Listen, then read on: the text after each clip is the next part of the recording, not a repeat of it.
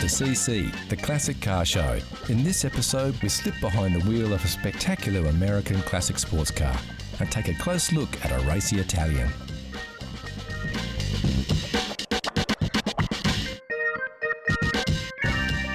We slide on the overalls to see how this old girl is still on the road after all these years. Also on the show, how well do you know your chrome? We'll put you to the test. We'll look at a car of today that may well turn out to be a classic of tomorrow. Plus, a very cool open-top classic from the early years of the Japanese car industry.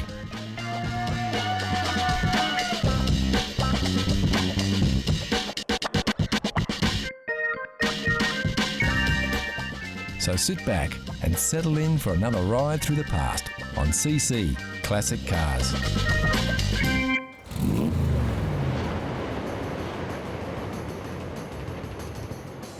Japanese car manufacturer Datsun is probably best known for holding the title of the world's best-selling sports car, thanks to its 70s performer, the 240Z.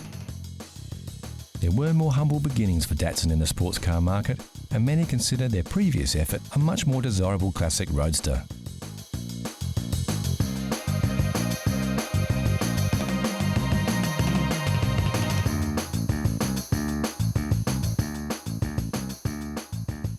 This is the Datsun 2000 Sports, also known as the Fairlady.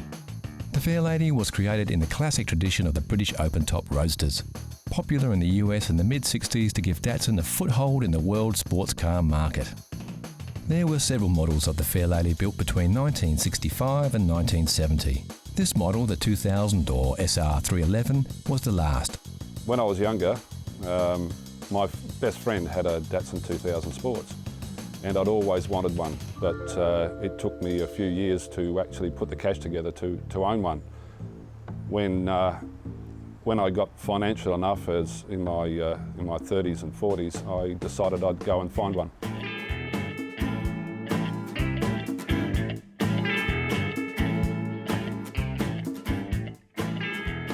Robert purchased this car from a magazine while he was overseas and didn't expect the car before he bought it.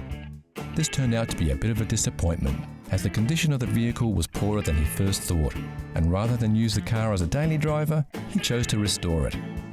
The restoration process for this car entailed a complete body off and stripped down to bare metal. One good thing about these cars is that 6 bolts and a couple of electrical cables, you can lift the body completely off the chassis, so you can do one part at a time.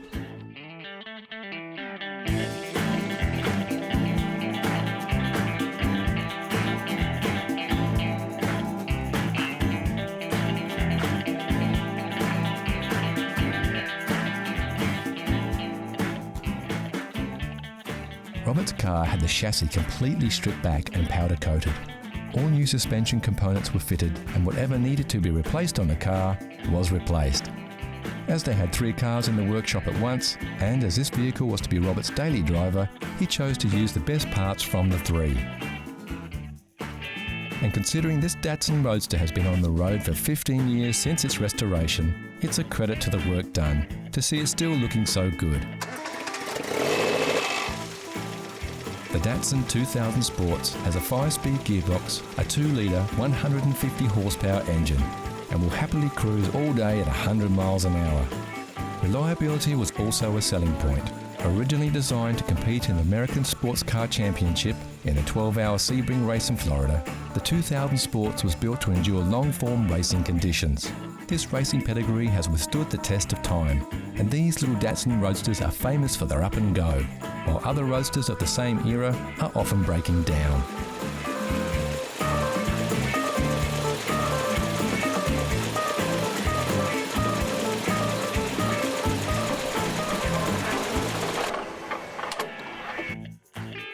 The cars were only ever sold in Japan, America, Australia, South Africa, and a few cars were sold into Finland for some reason or other. We're not sure why. But there are about 30-odd thousand sold in the States, 2,500 sold in Australia. And these days, very, very hard to come by good examples. Most cars in the 70s were thrashed pretty hard by young guys because they were cheap to buy. They went quick, so people bought them, crashed them, and now most examples that you buy have been rebuilt a few times, and they're full of plastic. So it's very hard to come by a very good car.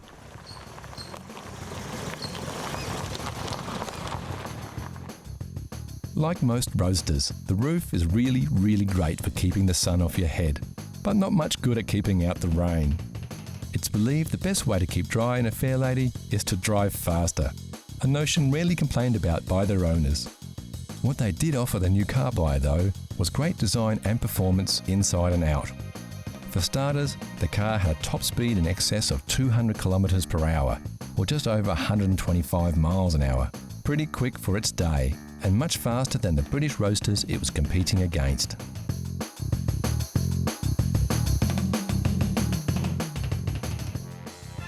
This was most likely due to two factors. The buying public was still infatuated with British roadsters from MG, Austin Healey and Triumph, and pricing was competitive.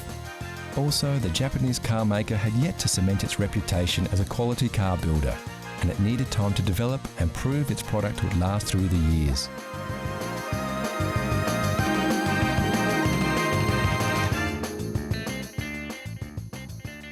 We all have to agree though, this little Japanese roadster sure looks the part now. And as far as classics go, they can be had for a song if you're happy to do some work on them. Although a fully restored one like this beauty will set you back as much as a new car today. And what's the best thing about driving a car like this one? I really enjoy it. It'll be one of the last things I do before I die, I'm sure, is to drive one of these cars. And I'm sure if you had one, or if you can get a chance to drive one, you'll really enjoy it.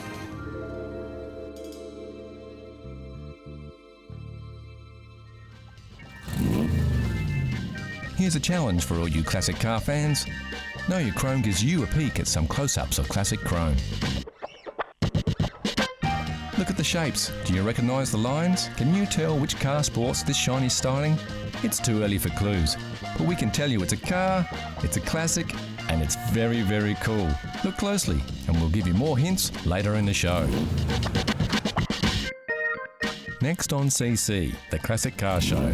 A barn find that's made it back on the road, a Porsche great of tomorrow, and a groundbreaking US classic.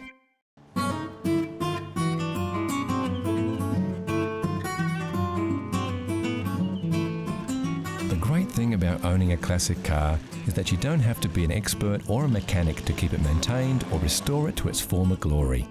With simple four-stroke engines and basic electrical systems, classic and vintage cars are relatively easy to work with, and almost anybody can roll up their sleeves and get a few jobs done. Take Neil Frost for example. He's only just 18 years old, yet he recently took up the challenge of restoring a 60-year-old vintage as part of a school project. About 8 months ago I found a 1948 Morris 840 Series E up in a winery. I've been working on it as part of a school project and done a few things on the engine, converting it from 6 volt to 12 volt and also fixing the brakes. Of course, undertaking a project like this is no mean feat, and Neil sought out local experts to help him along the way. So I had a member from the Morris Register come and help me work on it, and also the neighbour across the road helped me work on the brakes, and also just converting it from the 6 volt to 12 volt. And any queries I needed, I would always ask the member from the car club. As with any old car that hasn't been maintained for years, it's important to make sure the brakes are in good working order before hitting the road. So this was one of the first jobs that Neil tackled. The first job I did on the car was removing the brakes. That meant taking off the brake drum, the brake shoes and the wheel cylinders, and then I took them to a place where they were reconditioned, and then when they came back I put them all back on. When Neil first bought the car, it had a 6-volt battery, which are very hard to find. So his next job was to convert the car from a 6-volt to a 12-volt system. The headlights and indicators also needed replacing, as well as other parts like the fuel pump and the volt regulator. As we can see, the upholstery in this car does need a bit of work, and Neil plans to do a course with the local car club where he can learn the skills to repair the wear and tear on the vehicle's seats and panels. There's a few members in the car club that have done the course and have been willing to teach me, so at some stage I'd like to learn to reupholster the seats. One of the reasons Neil chose to work on the Morris 8 was that, although the car was built in 1948, it's still relatively easy to find spare parts. Luckily, many of the parts on this vehicle are the same as those found on its successor, the incredibly common Morris Minor. Parts are generally inexpensive and easy to find on the internet, so it's a good car to work on as a beginner. Yeah, it's a good car for a beginner to work on.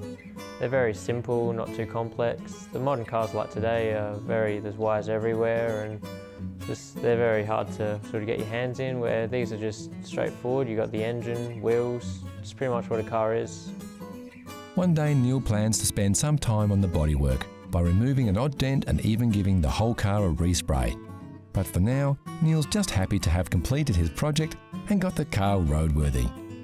The best thing about working on this car was that I got to finish it, and now I get to enjoy driving it. As it was easy to work on, it didn't take too long, and now I can just sit back and enjoy driving.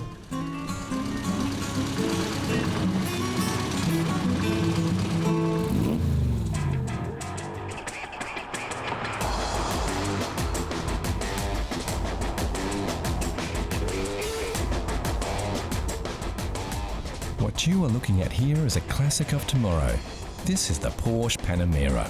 When Porsche announced this vehicle in 2009, there was a wave of controversy around its design. Critics were less than impressed with its unusual lines. Opinion, it seems, is cheap.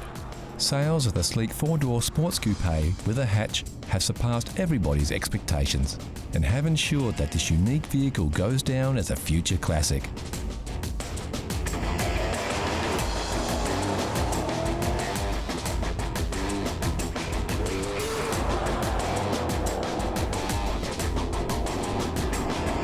So why is a four-door hatch so popular? Well, it's a Porsche for a start, and when it comes to aspirational purchases, Porsches are often at the top of the list. Then of course there is the sell factor. The key, we think, to this sports car success is its practicality. We are guessing most Porsche buyers are males over 40. Therefore they often have wives and kids. So what kind of sports car can a family man really buy without looking selfish? Here it is, the Porsche Panamera, today's classic of tomorrow. And why is it a classic of tomorrow? It seems every Porsche becomes a classic. So on this one, we're just going with the flow.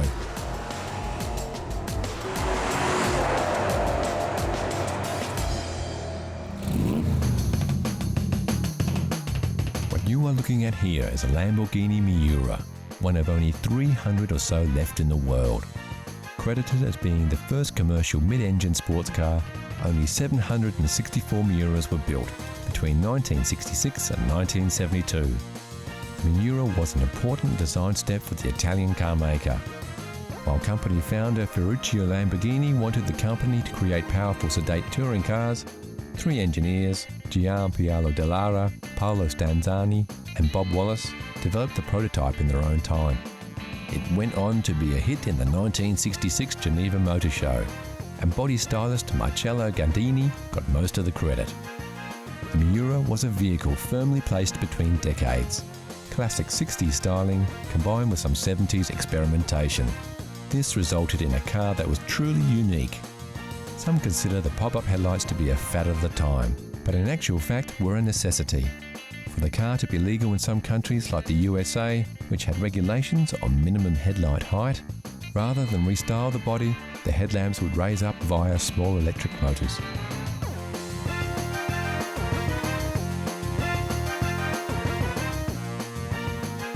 The Miura was the epitome of 60s chic, and everybody who was anybody wanted to be seen in one of these exclusive cars.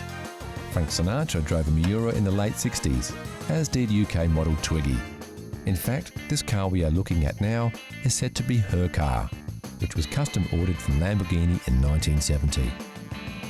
For the Italian car maker, the Miura was a giant step in performance cars. There was such demand for the vehicle, the company could have kept selling them well beyond 1972 when they ceased production.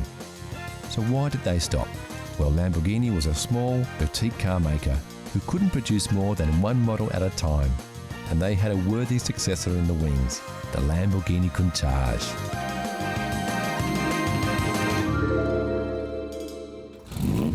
So how well did you go with your first peek? How well did you know your chrome?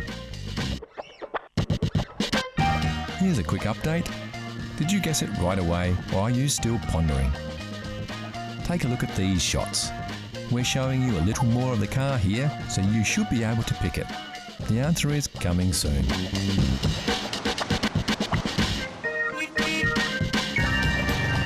Next on CC Classic Cars, we reveal the Know Your Chrome mystery car, then it's over to wine country to catch up with a nice red.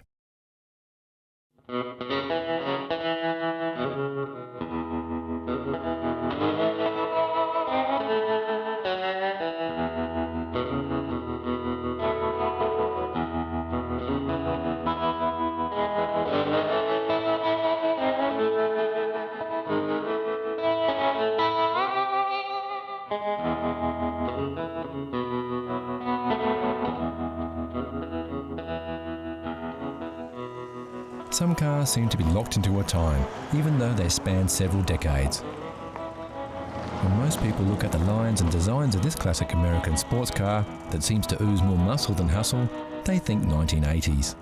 Surprisingly, this incredible example of a Corvette Stingray was built in 1968. This just goes to show how far ahead the design of this car really was. It's common for a name to travel over decades of car manufacturing, but rare for the car to go relatively unchanged. The body styling on this model continued for 15 years, longer than any other Corvette. What makes the 68 Corvette unique, it's the start of a new model, new year. It started what they call the Coke bottle shape. What it makes it unique from other Corvettes of that era is little subtleties to the design. Things like reversing lights on the bottom valance panels. That's not on any other model, right up to 72. It is a chrome bumper, what we call a chrome bumper model, and they finished in 1972, and then after that they were rubber bumpers. Built by Chevrolet, the Corvette Stingray was groundbreaking in its styling and performance. One of the most recognisable muscle cars in history, the Corvette Stingray was a true evolution of American sports cars. A break from European-influenced two-seaters to a true American classic.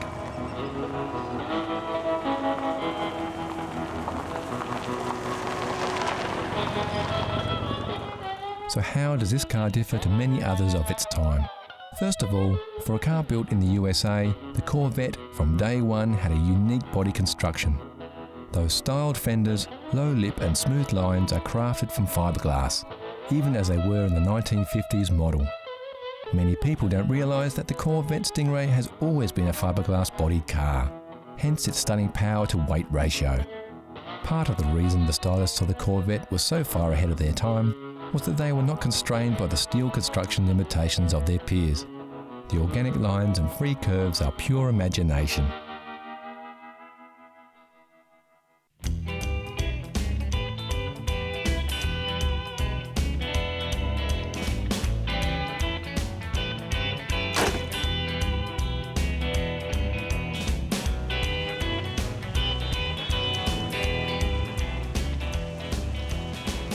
Many fans of the Corvette Stingray grew up watching American television shows, where the car often had the starring role. This has helped fuel the passion for the muscle car across the globe.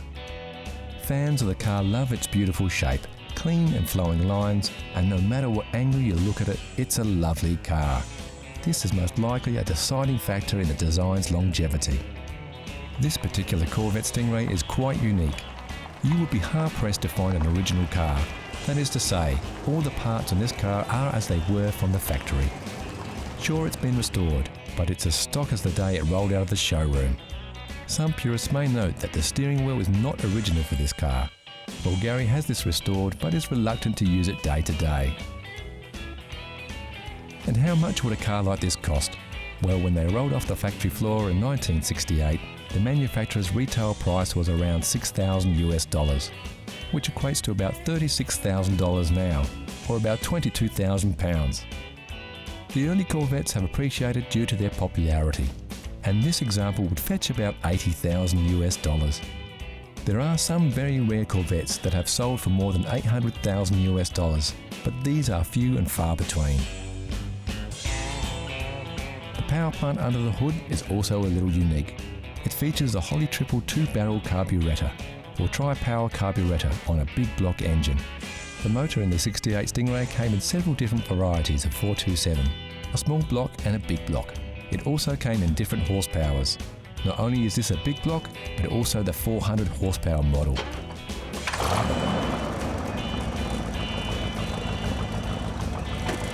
There is no question, the American muscle cars were in a style class all of their own. While the European car makers were staying small and sleek, the muscle cars were all about looks and a powerful performance. And when you put that much power in a relatively light vehicle, something has to give. What's the car like to drive? I mean, it's very basic. It is a 1968, so the technology's not there like a new car. But it's like sitting, once you're in there, it's like sitting in a cockpit of an aeroplane. You're very low down, and the bonnet is very, very long. So it takes a bit of getting used to see over the front. In a straight line, it's magnificent. Out in the open road with the top down, it's a lovely free feeling. It's not that terrific when you come to cornering. It's not a good cornering car. The back end tends to want to swish out its way out a bit if you give it a bit of gas. But out on the open road, as long as you're going straight, it's a beautiful car to drive.